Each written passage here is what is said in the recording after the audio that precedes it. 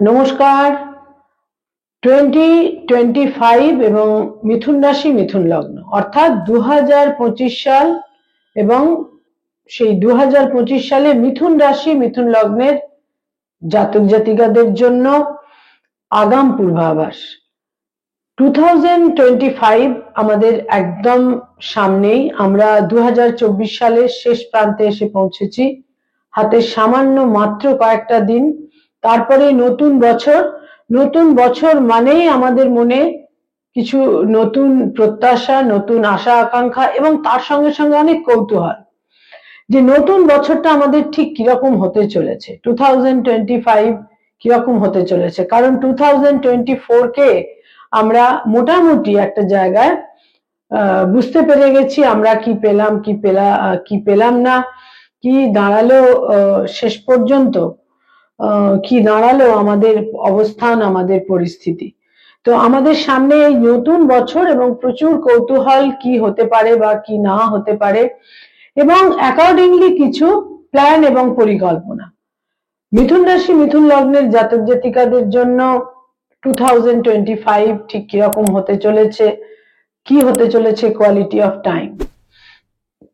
দেখুন, এখানে একটা ক্ষেত্র কিন্তু খুব আগে বুঝে নেওয়া দরকার। সেটা হচ্ছে যে 2025 এ যে মুখ্য চারটি, সবচেয়ে ইম্পর্টেন্ট যে চারটি গ্রহ রয়েছে, শনি, বৃহস্পতি, রাহু এবং কেতু, এই চারটি গ্রহেরই রাশি পরিবর্তন। এবং তার সঙ্গে সঙ্গে যেটা রয়েছে আরো বিশেষ দিক, সেটা হচ্ছে মঙ্গলের বক্রগতিতে থাকা এবং শুক্রের বক্রগতিতে সঞ্চার। সাধারণত শুক্র এবং মঙ্গল তো প্রতি বছর বক্রগতিতে যায় না, মোটামুটি 2-2.5 বছর অন্তর শুক্র মঙ্গল বক্রগতিতে যায়। এই যে ক্ষেত্রগুলো তৈরি হচ্ছে, এতে আমাদের যে 12টা রাশি লগ্ন রয়েছে প্রত্যেকের জীবনেই কিন্তু প্রচুর পরিবর্তন, চেঞ্জ। এবং আমি আপনাদের কাছে যে ওয়ার্ডটি বলেছি, আমূল পরিবর্তন। এই আমূল পরিবর্তন আমাদের ফিজিক্যাল লেভেলে হতে পারে, আমাদের মেন্টাল ইমোশনাল লেভেলে হতে পারে, আমাদের পারসেপশনের পরিবর্তন, আমরা আমাদের লক্ষ্য, আমাদের চিন্তা ভাবনা, প্রচুর পরিবর্তন। এই পরিবর্তন কিন্তু 2025 এ কিন্তু থাকছেই সমস্ত রাশি লগ্নের জন্য, এবং মিথুন রাশি মিথুন লগ্নের জন্য অতি অবশ্যই থাকছে। এবং 2025 এ আরেকটি বিশেষ দিক থাকবে, তা হচ্ছে বৃহস্পতির অতিচার গতি। বৃহস্পতি যেখানে এক একটি সাইনে, এক একটি রাশিতে এক এক বছর করে অবস্থান করে, সেখানে কিন্তু বৃহস্পতি এবার মাত্র 6 মাস অবস্থান করবে মিথুন রাশিতে, এবং তারপরেই বৃহস্পতি চলে আসবে কর্কট রাশিতে। যদিও সে আবার পুনরায় মিথুনে ফিরবে বক্রগতিতে, কিন্তু তাহলেও এই সমস্ত ক্ষেত্রগুলো কিন্তু তৈরি হচ্ছে। এই যে মেজর গ্রহগুলির মেজর সঞ্চার, গুরুত্বপূর্ণ ইম্পর্টেন্ট সঞ্চার, আনইউজুয়াল সঞ্চার, এই সমস্ত কিছু কিন্তু আমাদের জীবনের প্রেক্ষাপটকে বিভিন্নভাবে পরিবর্তনের ক্ষেত্রে নিয়ে যাবে। সংখ্যাতত্ত্ব অনুসারে, নিউমারোলজি অনুসারে আমরা যেটা দেখছি তা হচ্ছে 2025 এর যোগফল হচ্ছে 9 সংখ্যা বা 9। আর 9 বা 9 হচ্ছে মঙ্গলের সংখ্যা, এবং মঙ্গল মানেই কিন্তু একটা ড্রাস্টিক চেঞ্জ। মঙ্গল মানে যেমন সংঘাত, কনফ্লিক্ট, মঙ্গল মানে ওয়ার, যুদ্ধ, মঙ্গল মানে বিভিন্নভাবে একটা আমূল পরিবর্তনের দিকে ইঙ্গিত করে কিন্তু মঙ্গল। মঙ্গল কিন্তু কোনোভাবে, মঙ্গল হচ্ছে গতি, স্পিড, এনার্জি। মঙ্গলের বছর এবং আমাদের যে সংখ্যাগুলো রয়েছে 1 থেকে 9 অবধি, তার মধ্যে সবচেয়ে লার্জেস্ট নাম্বার হচ্ছে, সবচেয়ে বৃহত্তম গ্রহ, বৃহত্তম সংখ্যা হচ্ছে 9 বা 9। সুতরাং, এবং আমরা দেখেছি 9 সংখ্যার জাতক জাতিকাদের জীবনে ওই রকম সব ড্রাস্টিক চেঞ্জ, পরিবর্তন 9 সংখ্যার জাতক জাতিকাদের জীবনে দেখা যায়। এবং মঙ্গল যেহেতু এবছরে 2025 সালের নিয়ন্ত্রক গ্রহ হবে সংখ্যাতত্ত্ব অনুসারে, ফলে আমরাও কিন্তু অনেক রকমের আকস্মিক চেঞ্জ, পরিবর্তন, সংঘাত, সংঘর্ষ এগুলোরও আমাদের মুখোমুখি হতে হবে। এবং পারিপার্শ্বিক ক্ষেত্রে যেটা কালেকটিভ লেভেলেও কিন্তু অনেক পরিবর্তন থাকছে, যেমন প্রাকৃতিক ক্ষেত্রে প্রচুর পরিবর্তন, প্রচুর চেঞ্জেস, যেমন ঝড় ঝঞ্ঝা ইত্যাদি নানা রকম প্রাকৃতিক বিপর্যয়, ন্যাচারাল ক্যালামিটি, এগুলোও থাকবে। সারা বিশ্বের রাজনৈতিক ক্ষেত্রে অনেক পালাবদলের ক্ষেত্র তৈরি হবে, এবং আমাদের ইন্ডিভিজুয়ালের জীবনেও কিন্তু অনেক পরিবর্তন। কারণ গ্রহগত যে সঞ্চার গোচরগুলো দেখা যাচ্ছে তাতে কিন্তু এটাই বোঝা যাচ্ছে যে নানা রকমের একেবারে আনএক্সপেক্টেড চেঞ্জেস মানুষের জীবনে হতে চলেছে। তো আজকের আলোচ্য বিষয় মিথুন রাশি, মিথুন লগ্ন, সাইন জেমিনি, ন্যাচারাল জোডিয়াকের যেটা থার্ড হাউস বা তৃতীয় ঘর। তো মিথুন রাশি, মিথুন লগ্নের জন্য যেটা সর্বপ্রথম যে দিকটার দিকে আমরা ইঙ্গিত করব তা হচ্ছে বছরের একদম শুরুতে জানুয়ারি মাসে তাদের রাশি লগ্নে 21 জানুয়ারি, 21 জানুয়ারি মঙ্গল বক্র গতিতে সঞ্চার করবে। মঙ্গল বক্র গতিতে সঞ্চার করবে। মঙ্গল যখন বছর শুরু হচ্ছে, মঙ্গল তাদের সেকেন্ড হাউসে নিচ রাশিগত হয়ে থাকছিল, বক্র গতিতে থাকছিল, এবং সেই বক্র গতিতে সে পূর্ববর্তী রাশি অর্থাৎ মিথুন রাশিতে সঞ্চার করবে। এবং আমাদের বিষয়বস্তু কিন্তু আজকে যেটা থাকবে যে আমরা খুব পজিটিভ আলোচনা করব। সংঘাত, সংঘর্ষ, কনফ্লিক্ট থাকবে, চ্যালেঞ্জেস থাকবে, আমাদের অনেক কিছুর মুখোমুখি হতে হবে, কিন্তু সবকিছুর আমরা পজিটিভ দিকটাকেই মুখ্যত আলোকপাত করব। তো মঙ্গল বক্রগতিতে নিচ রাশিগত হয়ে থাকছে বছরের শুরুতেই, ডে ওয়ানে, কিন্তু 21 জানুয়ারি, 21 জানুয়ারি মঙ্গল চলে আসছে মিথুন রাশি, মিথুন লগ্নেই মঙ্গল চলে আসবে বক্রগতিতে।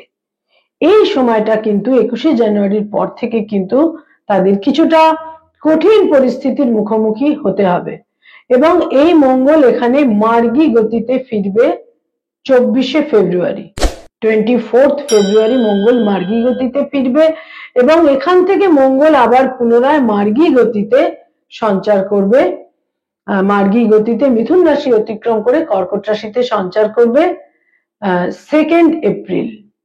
সুতরাং এই যে 21 জানুয়ারি থেকে 2 এপ্রিল পর্যন্ত, বিশেষ করে 24 ফেব্রুয়ারি পর্যন্ত কঠিন সময়, অনেক সংঘাতের মুখোমুখি হতে হবে। আবার বহু ক্ষেত্রে তারা বিজয়ী হবেন, সাফল্য লাভ করবেন, সামাজিক প্রতিষ্ঠার ক্ষেত্রটা জোরালো হতে চলেছে, শত্রু নাশও হবে, কিন্তু আবার শারীরিক ক্ষেত্রে, হেলথের ক্ষেত্রে কিছু জটিলতা তৈরি হবে, সার্জারির প্রয়োজন হতে পারে, রক্তপাত, দুর্ঘটনা ইত্যাদির সম্ভাবনা রয়েছে। এই ক্ষেত্রগুলোও কিন্তু থাকছে। লোনের ক্ষেত্রে যারা লোন বা ঋণ নিয়ে বিব্রত, সেখানে একটা সমাধানের ক্ষেত্র কিন্তু তৈরি হবে। এবং মঙ্গল হচ্ছে মিথুন রাশি, মিথুন লগ্নের একাদশের অধিপতি এবং ষষ্ঠের অধিপতি। মঙ্গল ধন বৃদ্ধি করাবে, স্থাবর সম্পত্তি সংক্রান্ত বিভিন্ন রকম ইস্যুতে তারা কোনো পেটার্নাল পৈতৃক সম্পত্তি বা কোনো এই ধরনের পূর্বপুরুষের থেকে পাওয়া সম্পত্তি একটা খুব ভালো অ্যামাউন্টে তারা বিক্রয় করতে পারলেন, বা সেখান থেকে কোনো বেনিফিট হলো, কোনো ল্যান্ডেড প্রপার্টি থেকে বেনিফিট হলো, এই ধরনের ক্ষেত্র থেকেও কিন্তু অর্থাগমের সম্ভাবনা থাকছে। এবং তারা অত্যন্ত, মিথুন রাশি, মিথুন লগ্নের জাতক জাতিকারা বছরের একদম প্রথমেই তারা ভীষণ ডিটারমাইন্ড হয়ে থাকবেন, তারা খুব একটা জায়গায় গোল ওরিয়েন্টেড হয়ে থাকবেন, টার্গেট ওরিয়েন্টেড হয়ে থাকবেন, তাদের স্ট্যামিনা, এনার্জি বিশেষভাবে কাজ করবে তাদের নিজস্ব এই সমস্ত কাজকর্মগুলোকে সম্পাদন করার জন্য। লিটিগেশনের ক্ষেত্রে বিশেষ সতর্ক থাকতে হবে, আইনি সমস্যা তৈরি হতে পারে, আবার এই আইনি সমস্যা সমাধান হয়ে যাবার খুব সম্ভাবনা রয়েছে মার্চ মাসে, 2025 এর মার্চ মাসে। বয়সে বড় ভাই বোনেদের সঙ্গে নৈকট্য, ঘনিষ্ঠতা বৃদ্ধি যেমন পাবে, আবার বয়সে বড় ভাই বোনেদের সঙ্গে সম্ভাব্য ক্ষেত্রে বয়সে বড় ভাই বোনেদের আকস্মিক স্বাস্থ্যহানি, দূরযাত্রা, বিদেশ যাত্রাও হতে পারে তাদের ক্ষেত্রে, বয়সে বড় ভাই বোনেদের ক্ষেত্রে।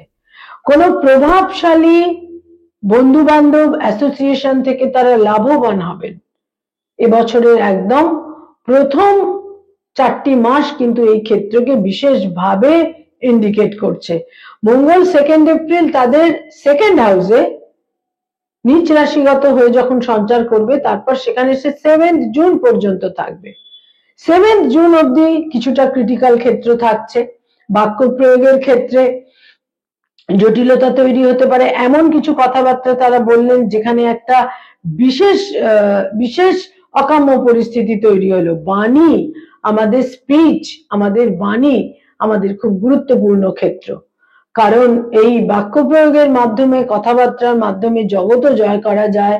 আবার প্রিয়জনের থেকে দূরে সরে যেতে হয় মানুষকে, নিকটজনদের সঙ্গে দূরত্ব তৈরি হয়ে যায়, মানুষ প্রিয়জনকে হারান, সেখানে ডিস্টেন্স তৈরি হয়। বাক্য প্রয়োগটা কিন্তু খুব গুরুত্বপূর্ণ। সঞ্চিত অর্থেরও কিছু কিছু ক্ষেত্রে হানির যোগ রয়েছে, এমনকি সঞ্চিত অর্থের হানি অর্থাৎ এখানে আমি মূলত যেটা বলবো, কোনো ব্যাড ইনভেস্টমেন্ট, রং ইনভেস্টমেন্ট থেকে কিন্তু বিশেষ সতর্কতা প্রয়োজন। তবে শত্রুদের কিন্তু তারা একটা জায়গায় মোকাবেলা করতে পারবেন, শত্রুদের পরাজিত করতে পারবেন। শত্রুদের পরাজিত করে সামাজিক সম্মানের ক্ষেত্রে একটা ভালো জায়গায় তারা আসতে পারবেন। আবার এই মঙ্গল 7 জুনের পর তাদের যখন থার্ড হাউসে যাবে, অতীব শুভ, কিন্তু সেখানে একটি মঙ্গলের সঙ্গে আবার কেতুর সংযোগ হয়ে কিছুটা জটিলতার ক্ষেত্রেও কিন্তু এই সমস্ত ক্ষেত্রে তৈরি করবে। কিছু কিছু ক্ষেত্রে যেমন ভাগ্য হানি দেবে, কিছু কিছু ক্ষেত্রে সাহস, বিক্রম, মনোবল, কারেজ ইত্যাদির মাধ্যমে তারা ভাগ্যকে জয়ও করবেন। আমাদের বিভিন্ন গ্রহরা বিভিন্ন ভাবে আমাদের ইম্প্যাক্ট তৈরি করবে। আমি এখানে একটি কথা বলবো, যারা মিথুন রাশির জাতক জাতিকা তারাও এই ভিডিও ফলো করতে পারেন, যারা মিথুন লগ্নের জাতক জাতিকা তারাও এই ভিডিও ফলো করতে পারেন।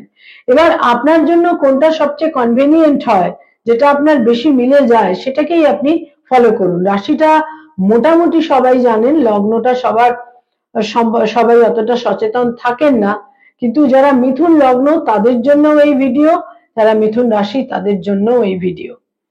আরেকটি গুরুত্বপূর্ণ ক্ষেত্র মিথুন রাশি লগ্নের জন্য তৈরি হচ্ছে এবছর, তা হচ্ছে বৃহস্পতি। বৃহস্পতি যখন বছর শুরু হচ্ছে, তখন বৃহস্পতি থাকছে তাদের দ্বাদশে এবং বক্রগতিতে। এই বৃহস্পতি তাদের নানা রকম ভাবে কিছুটা কর্মক্ষেত্রে, কর্মজীবনে কিছু ডিফিকাল্টিজ দিয়েছিল 2024-এর শেষ ভাগে বা 2025-এর একদম প্রথম মাসটাতে ইত্যাদির ক্ষেত্রে থাকছিল। দাম্পত্য জীবনে কিছু সমস্যা, ব্যবসার ক্ষেত্রে অতটা মনোমতো কাম্য পরিস্থিতি থাকছিল না, কিন্তু বৃহস্পতি 4 ফেব্রুয়ারি যেই মার্গী গতিতে ফিরবে, এই বৃহস্পতি কিন্তু তাদের নানা রকমের শুভ ফল দিতে শুরু করবে, এবং বৃহস্পতি তাদের সপ্তম এবং দশমের অধিপতি। তারপর বৃহস্পতি 14th মে মিথুন রাশিতেই গোচর করবে, সঞ্চার করবে। 14th মে থেকে 18th অক্টোবর মিথুন রাশিতে বৃহস্পতি অবস্থান করে থাকবে, এবং তারপর বৃহস্পতি কিন্তু এখানে এই মাত্র 6টা মাস তারপর অতিচার গতিতে বৃহস্পতি সেকেন্ড হাউসে চলে যাবে, যেখানে বৃহস্পতি তুঙ্গ, যেটা বৃহস্পতির তুঙ্গ ঘর। এই বৃহস্পতি কিন্তু খুব দ্রুত, খুব বেসিক জায়গায় নানা রকম পরিবর্তন তাদের জন্য তৈরি করে দেবে, এবং এই বৃহস্পতি কিন্তু তাদের কেরিয়ারের ক্ষেত্রে, প্রফেশনের ক্ষেত্রে, কর্মজীবনে প্রচুর পরিবর্তন এনে দেবে। ব্যবসা বাণিজ্যে উন্নতি, ব্যবসায় নতুন করে শ্রীবৃদ্ধি, যারা চাকুরি করেন সেখানে প্লেস চেঞ্জ, স্থানান্তরে গমন, প্রমোশন, উন্নতি, অগ্রগতি ইত্যাদির সম্ভাবনা বৃহস্পতি তৈরি করে দেবে। এবং বৃহস্পতি সেকেন্ড হাউসে যাওয়ার পর 18th অক্টোবরের পর বৃহস্পতি কিন্তু নিশ্চিত রূপে ধনাগমের ক্ষেত্রকে তৈরি করবে, অর্থ সঞ্চয় হবে, এবং কিছু শুভ বুদ্ধি সম্পন্ন মানুষের সঙ্গে তাদের নৈকট্য, একটা ক্লোজ প্রক্সিমিটি ইত্যাদি তৈরি হবে। বৃহস্পতি সেকেন্ড হাউসে তুঙ্গস্থ হওয়ার পর তাদের আহার বিহার, পান ভোজন সেটাও পজিটিভ দিকে যাবে, এবং তাদের বাক্য প্রয়োগ, বাণী, ব্লাড রিলেশনের সঙ্গে সম্পর্ক, এই সমস্ত কিছু কিন্তু বিশেষ পজিটিভ দিকে যাবে। আবার 18th অক্টোবরের পর বৃহস্পতি কিন্তু পুনরায় তাদের রাশি লগ্নে অর্থাৎ মিথুন রাশিতে বৃহস্পতি কিন্তু আবার পুনরায় বক্রগতিতে সঞ্চার করবে। সুতরাং বৃহস্পতির এই অতিচার গতি, মিথুন রাশিতে সঞ্চার, মিথুন রাশি থেকে প্রস্থান, দ্বিতীয় ঘরে সঞ্চার, আবার মিথুন রাশিতে আসা, এটা কিন্তু বিভিন্নভাবে প্রচুর পরিবর্তন এনে দেবে। যারা বিবাহ ইচ্ছুক সম্ভাব্য ক্ষেত্রে এবছর বিবাহের সম্ভাবনা প্রবল ভাবে থাকছে 14 মের পর থেকে। এবং ব্যবসা বাণিজ্যে উন্নতি, যারা স্পিরিচুয়ালিটির প্রতি ইনক্লাইন্ড সেখানে একটা ইতিবাচক দিক তৈরি হবে। তীর্থ ভ্রমণের ক্ষেত্রে এবছরে বিশেষভাবে তৈরি হবে, সেটা এবছরের ফেব্রুয়ারি থেকেই কিন্তু তৈরি হবে এবং মে মাসেও থাকছে অতি অবশ্যই। মে থেকে অক্টোবরও কিন্তু বিশেষভাবে এই ক্ষেত্র থাকবে। স্বামী বা স্ত্রীর উন্নতি, অগ্রগতি, সাফল্য এবং একটা যথাযথ বিবাহের সম্ভাবনাও কিন্তু বিশেষভাবে থাকবে। এবং মিথুন রাশি মিথুন লগ্নের জাতক জাতিকাদের পারসেপশনের পরিবর্তন হবে। বৃহস্পতি হচ্ছে বিগ বিনাইন বেনিফিক।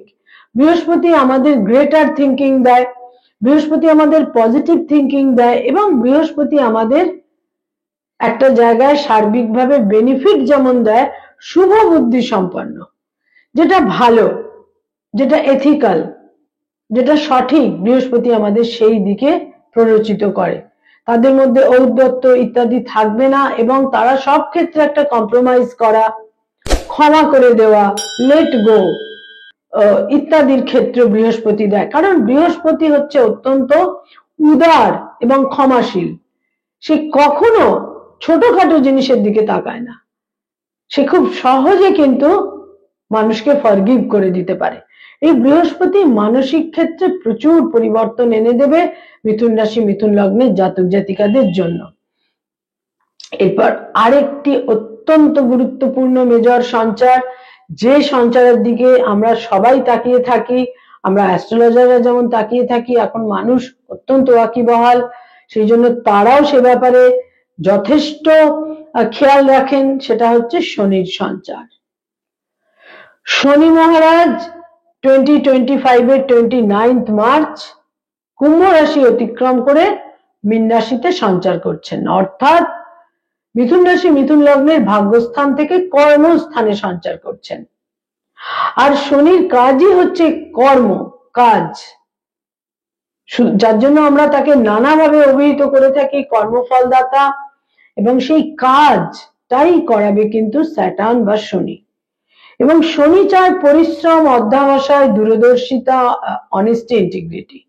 শনি তাদের দশমে 10th হাউসে সঞ্চার করছে যেদিন 29 মার্চ, সেদিন মিথুন রাশিতে, মিথুন রাশির দশমে, মিথুন রাশি মিথুন লগ্নের 10th হাউসে ষড়গ্রহ যোগ সংগঠিত হবে, 6টি গ্রহ একসঙ্গে সংযুক্ত হবে। শনি, শুক্র, রাহু, রবি, চন্দ্র এবং বুধ, এই 6টি গ্রহ কিন্তু একত্রিত হবে 10th হাউসে। 10th হাউস হচ্ছে আমাদের সোশ্যাল স্ট্যাটাস, সামাজিক অবস্থানটা কি রয়েছে, সমাজে আপনার অবস্থান কোথায়, আপনি যেখানে থাকেন সেখানে মানুষের কাছে আপনার গ্রহণযোগ্যতা কতটা বা কি, বা মানুষ আপনাকে পছন্দ করেন না অপছন্দ করেন, সামাজিক অবস্থানটা বিশেষভাবে নির্দেশ করায়। এবং তার সঙ্গে সঙ্গে কেরিয়ার, প্রফেশন, জীবিকা, যেটা দ্বারা আমরা জীবন ধারণ করি, আমাদের জীবিকা। তো 10th হাউস কিন্তু অসম্ভব গুরুত্বপূর্ণ, যার জন্য জেনিথ বলা হয়। আমাদের যে 12টা ঘর রয়েছে বার্চার্ট সাপেক্ষে, সেখানে দশম ঘর অতীব গুরুত্বপূর্ণ।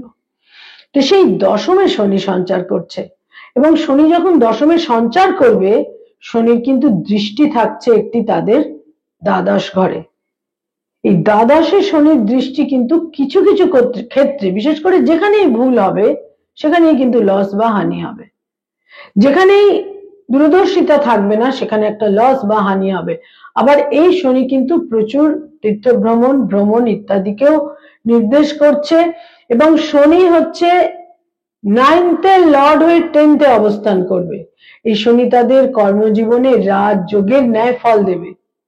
যারা ভেবে পাচ্ছিলেন না যে কি করব বা কি করব না, তারা একটা প্রপার ডিরেকশন পাবেন। তারা বুঝতে পারবেন যে তাদের এখন কি করা উচিত।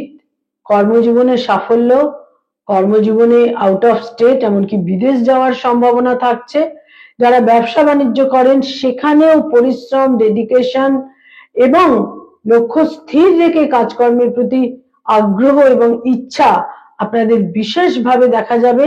দশমের শনি কর্মের পরিধির বিস্তার করে। কেউ কেউ কোনো কোনো ভিডিওতে দেখেছি, আমি বলেছি যে কর্মের পরিধির বিস্তার, এই পরিধির বিস্তার মানে হচ্ছে তার যে কর্মক্ষেত্রের পরিসর ছিল সেটা বৃদ্ধি পাবে। তো শনি কিন্তু দশমে অবস্থান করে, কারণ শনির দশম দৃষ্টি থাকে এবং শনি মীন রাশিতে সঞ্চার করার পর তার দশম দৃষ্টি থাকবে মিথুন রাশি মিথুন লগ্নের সপ্তমে। ফলে শনির এই যে দশম দৃষ্টি সপ্তমে, এটা ব্যবসা বাণিজ্যের ক্ষেত্রে বিশেষ শ্রীবৃদ্ধি করাবে। এবং নবমপতি হয়ে যখন সে দশমে অবস্থান করবে, কোণের অধিপতি হয়ে কেন্দ্রে অবস্থান করবে। দশম যেমন কেন্দ্রস্থান, এই দশম কিন্তু আবার একটি উপচয় স্থান। ফলে এই দশম ঘরে যখন শনি সঞ্চার করবে মিথুন রাশি মিথুন লগ্নের, কর্মজীবনে একটা নতুন ভাইব, নতুন ওয়েভ, একটা নতুন রকমের ক্ষেত্র, উদ্দীপনা নিশ্চিত রূপে তৈরি হবে। এবং শনি তো কর্মভাবেরই কারক গ্রহ, ফলে জাতক জাতিকাদের কর্মজীবনটা নিয়ে তারা কিন্তু বিশেষ কনসার্ন হবেন এবং কাজকর্ম করতেই চাইবেন। আবার এই শনির দৃষ্টি থাকছে মিথুন রাশি মিথুন লগ্নের চতুর্থে, দ্বাদশে এবং সপ্তমে। কিছু কিছু ক্ষেত্রে দেখা যাবে যারা বিবাহ করতে চাইছিলেন সেটা কোনোভাবে একটু পিছিয়ে গেল, বা তারা একটু ডিলে করতে চাইলেন, ডিলে করার ইচ্ছে হলো, এটাও থাকবে। এবং ইনভেস্টমেন্টের ক্ষেত্রে কিন্তু সতর্ক থাকতে হবে, কারণ দ্বাদশে যখন দৃষ্টি থাকবে শনির, এখানে কিন্তু কোনো অর্থহানিরও ক্ষেত্র তৈরি হতে পারে। শনির দৃষ্টি তাদের 4th হাউসে থাকবে।